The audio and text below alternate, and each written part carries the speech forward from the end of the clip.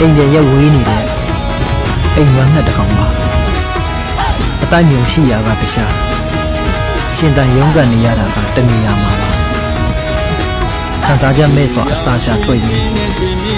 အထီးကျန်ဆန်စွာနဲ့အိတ်တန်းတက်နေရတဲ့နေ့ရက်တွေမှာ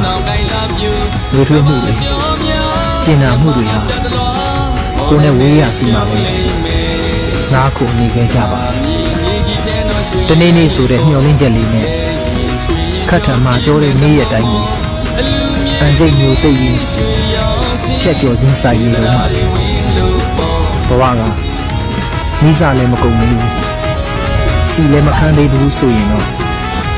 လက်ကြံနေဆိုတချို့တော့ဟာမျောလင်းချက်တွေကအိမ်ရန်ရက်တွေနဲ့အတူအနေငယ်လေးပဲဖြစ်ဖြစ်ဝေးထွေးနိုင်ကောင်းပါရဲ့